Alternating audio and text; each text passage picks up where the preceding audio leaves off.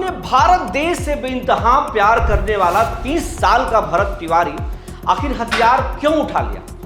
भरत तिवारी के इनकाउंटर के बाद हर तरह से सवाल उठ रहे हैं। कोई सत्ता से सवाल कर रहा है कि आखिर जब भरत तिवारी ने हथियार फेंक दिया था तो उसका इनकाउंटर क्यों किया गया? तो कोई ये कह रहा है कि ये फेक इनकाउंटर, तो किसी ने किसी का ये तर्क है कि अगर गोली चलाओगे तो गोली खाने के लिए तैयार रहो, और भरत तिवारी के साथ पुलिस ने वैसा ही किया जो डिजर्व करता। बुलेट प्रूफ जैकेट पहन के और इतना सारा मिल के गोली चलाएगा रे। आओ आओ आओ, लाइव इनकाउंटर मेरा होगा कि सबका होगा। जब तक सम्राट चौधरी आपका भाई यहाँ मुख्यमंत्री है, कोई माशाअल्लाह आपको छू भी नहीं सकता है।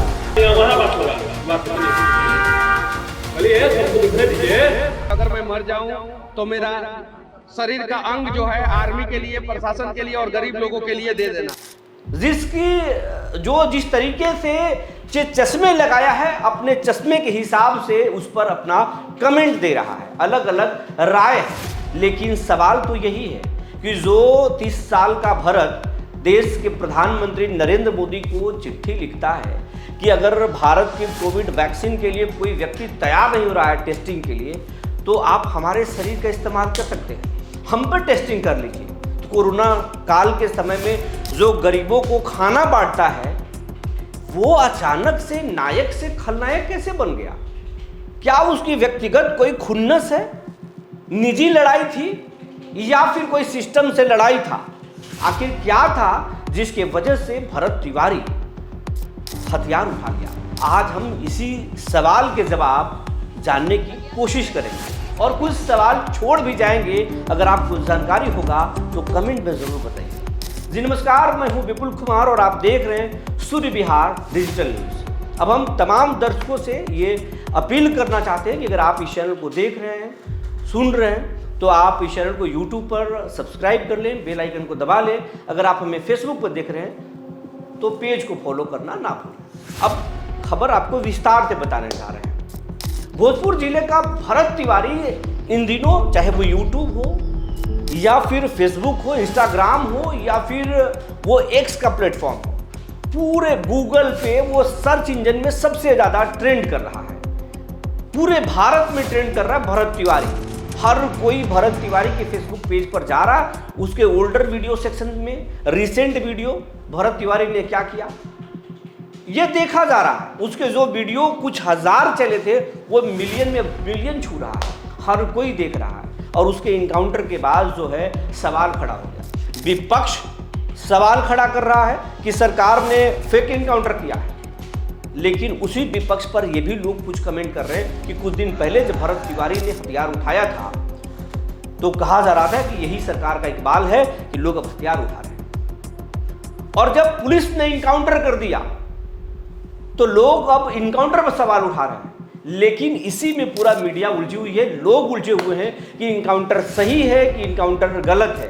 लेकिन हमारा सवाल ये नहीं है कि इनकाउंटर सही है या फिर गलत है। इनकाउंटर अलग विषय हो, उसकी जांच हो रही है। अगर जो गलत किए होंगे उन पर एक्शन होगा, वो बच नहीं पाएंगे, क्योंकि सोशल मीडिया पर तमाम सारी चीज़ें कैद है। और अगर जांच होगी तो जांच की आंच गलत करने वालों लोगों तक पहुंचेगा, ये अलग विषय है। लेकिन हमारा ये सवाल है, हम ये जानने की कोशिश कर रहे हैं कि अगर भरत तिवारी के फेसबुक पेज पर आप जाएंगे तो वो भरत तिवारी जो 30 साल का युवा है, वो मोटिवेशनल स्पीकर, भारत के मोटिवेशनल स्पीकर सोनू शर्मा को आप जानते होंगे। सोनू शर्मा मोटिवेशनल शो करते हैं, वीडियोस बनाते हैं, बिजनेसमैन को, MBA के बच्चों को मोटिवेशन देते हैं, कैसे मार्केटिंग करें, कैसे अपने आप में हौसला लाए। वो सोनू शर्मा को फॉलो करता था। सोनू शर्मा के वीडियोज़ को वो लगातार जो है वो कई वीडियोज़ को भरत तिवारी अपने फेसबुक पर शेयर किया है। वो गरीबों के बीच में खाने बांटे हैं, ये भी आपको मिल जाएगा। कोरोना काल में किस तरीके से भरत ने काम किया वो भी वहाँ पर मिल जाएगा। और प्रधानमंत्री नरेंद्र मोदी के कई सारे वीडियो के क्लिप को भरत तिवारी ने अपने फेसबुक पर छोड़ा है, और इससे साफ पता चलता है कि राष्ट्रवाद उसके रग रग में था और बीजेपी से भी वो इन्फ्लुएंस होता था। बीजेपी के बीजेपी पार्टी के विचारधारा को वो रखता था भरत तिवारी। और वो एक वीडियो क्लिप में ऑडियो उसके वायरल हो रहे कि एक पत्रकार थे, उन्होंने ये बात माना भी, लेकिन हम इसकी पुष्टि नहीं करते कि वो ऑडियो भरत तिवारी का है। हम ना वो वीडियो को दिखा रहे हैं, लेकिन हमने देखा है तो आपको बता रहे हैं। उसने ये भी कहा कि हम भारतीय जनता पार्टी से इन्फ्लुएंस है, लेकिन हमारे लिए पार्टी नहीं, हमारे लिए राष्ट्र बड़ा है। और उसने राष्ट्र की बात कही है।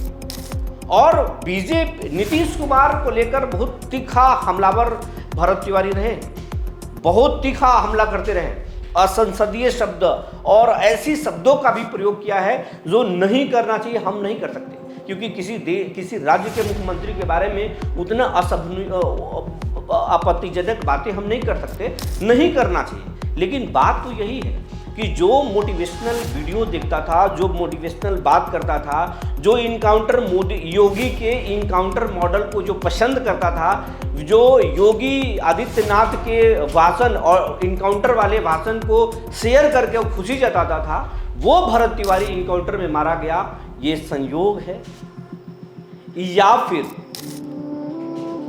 एक प्रयोग है, और उस प्रयोग में ये खत्म हो गए भरत तिवारी नहीं ये प्रयोग कर लिया, एक चिंगारी छोड़ दिया समाज के लिए, या फिर भरत तिवारी कुछ ऐसा कर रहा था जिससे पूरा सिस्टम हिल चुका था अंदर से, भरत तिवारी से अजीज आ चुका था और भरत तिवारी को चुप करना ही सिस्टम के सामने आखिरी रास्ता बन चुका था। ये आप भी समझ रहे होंगे। उस वीडियो में अगर भरत तिवारी के पेजेस पे जाएंगे तो भरत तिवारी के एक वीडियो है जो हम दिखाने की कोशिश करेंगे। भरत तिवारी के गांव में सरकारी काम लगा है, सड़क पीसीसी का लगता है काम हो रहा है, और वो अपने हीरो अंदाज में अपने लोगों के साथ खुशी जाहिर कर रहा है और लिख रहा है। भोजपुर के जिलाधिकारी को धन्यवाद भी दिया है, लेकिन बाद के अगर आप वीडियो देखेंगे तो जगदीशपुर के जो एसडीएम है उनको लेकर बहुत सारी बातें भरत तिवारी ने छोड़ दिया है। उनके भ्रष्टाचार, एसडीएम अब भ्रष्टाचार था नहीं था इस पर हमारा सवाल नहीं है, लेकिन भरत तिवारी भ्रष्टाचार के खिलाफ लड़ रहे थे। भरत तिवारी जो है वो भ्रष्टाचार के खिलाफ बोल रहे थे, और भरत तिवारी ने ये बीजेपी के बिहार में सरकार बनने के बाद में ये भी लिखा कि हमने आपके साथ जो वादा किया था वो वादा पर हम खड़े रहेंगे। यानी पहले तक हम सिर्फ जेडीयू के सरकार में नहीं बोल रहे थे, हम अब भी बोलते रहेंगे। और भरत तिवारी का उसके बाद में ये सारे जो है हथियार लहराने वाली बातें, वीडियो, सब कुछ उस पेज पर है। उसके बाद जो है मामला इनकाउंटर तक पहुंच गया। लेकिन सवाल तो यही है कि आखिर वो भरत तिवारी हथियार क्यों उठा लिया? तो हथियार आमतौर पर अपराधी जब बनते हैं और हथियार लोग उठाते हैं, या तो उनकी निजी खुन्नस लड़ाई होती है, ये आमतौर पर अपना लड़ाई हो गया तो बदला लेने के लिए हथियार उठा लेते हैं। अपराधी अपराध का रास्ता उठाते हैं, ये भी गलत रास्ता है। या फिर अपराधी एक शौक होता है, हनफ होता है, उसके लिए बन जाते हैं। लेकिन ऐसा भरत तिवारी के वीडियो देखने के बाद नहीं लगता कि वो भरत तिवारी कोई अपराधी बनना चाहता था या भरत तिवारी के निजी कोई झगड़े थे। भरत तिवारी जो है भ्रष्टाचार के खिलाफ लड़ रहा था।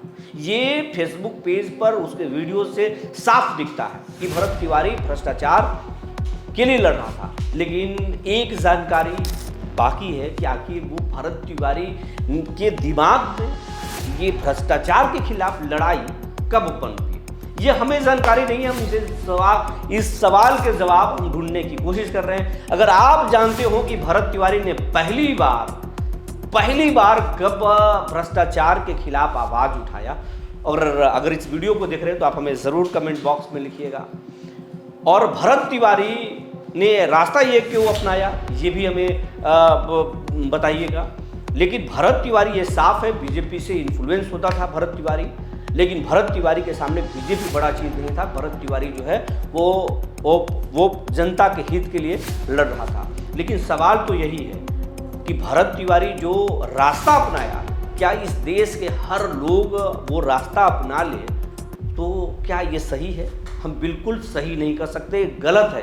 आप कानून का रास्ता अपना सकते हैं। भ्रष्टाचार के खिलाफ लड़ना है तो आप आरटीआई को हथियार बना सकते हैं। भ्रष्टाचार के खिलाफ लड़ना है तो आप मंत्री से, आप सीएम से शिकायत कर सकते हैं। भ्रष्टाचार के खिलाफ लड़ाई लड़ना है तो सोशल मीडिया से जिस तरीके से आवाज़ बुलंद कर रहे थे भरत तिवारी, वहीं पर आवाज़ बुलंद करना चाहिए था। जिस तरीके से गांधी के भी वीडियो को उन्होंने डाला है, तो गांधी के तरीके से लड़ना चाहिए था, लेकिन भरत तिवारी ने जो हथियार उठाया ये रास्ता बिल्कुल सही नहीं था। लेकिन सवाल तो यही है कि हथियार क्यों उठा लिया, वो पहले सवाल पर जानना चाहिए। जांच टीम को भी ये पता करना चाहिए कि आखिर भरत तिवारी के मन में इतना द्वेष कैसे आया, क्यों आया और हथियार क्यों उठा लिया। अब हम बात आते हैं इनकाउंटर पर। इनकाउंटर पर सवाल ये है कि जब एक वीडियो उसके दिखाई देता है कि घर पे है, हथियार लेकर के थानाध्यक्ष से बात कर रहा है, भगा रहा है, उस वक्त आपने क्यों नहीं उसको पकड़ लिया, गिरफ्तार क्यों नहीं कर लिया? क्या वो बला था कि उसके हाथ में हथियार था तो पुलिस नहीं पकड़ सकती थी? अगर वो बला था तो फिर बड़े बड़े अपराधियों को कैसे आप पकड़ सकते हैं? सवाल ये है, आपने वहाँ पर गलती की, आपने वहाँ छोड़ा। अगर आज पकड़ लिए होते तो ये इनकाउंटर नहीं होता, भरत जिंदा होता, सरकार की बदनामी किरकिरी नहीं होती, लेकिन वैसा नहीं किया गया। दूसरा कि जब हथियार उसने फेंक दिया तो फिर उसे मुठभेड़ में क्यों मारा गया? कहा जा रहा है कि वो फिर से हथियार पकड़ लिया, तो फिर हथियार पकड़ लिया था, फायरिंग कर लिया था, तो फिर उसको फिर से कैसे मारा गया? उस पर तमाम तरह के सवाल पत्रकार कर रहे हैं। लेकिन आज एडीजी लॉ एंड ऑर्डर ये बोल चुके हैं कि मामला न्यायिक जांच में है, इसलिए हम इस पर कुछ नहीं बोल सकते हैं। एफआईआर में तमाम सारी बातें लिखी हुई है, इसके अनुसंधान चल रहा है, अब उसके बाद भी सब कुछ होगा। लेकिन इस पर हम भी आपको बताने की कोशिश करेंगे। अगर आपको भी जानकारी है भरत तिवारी के बारे में ज़्यादा तो हमें बताने की कोशिश करेंगे। लेकिन सवाल तो यही है कि भारत ने हथियार क्यों उठा लिया? जो भारत से प्रेम करता था वो हथियार क्यों उठाया? जो बीजेपी के राष्ट्रवाद की नीति से जो खुश था वो बीजेपी की सरकार में ही ढेर हो गया। आप क्या सोचते हैं? हमें ज़रूर लिखें। तब तक ले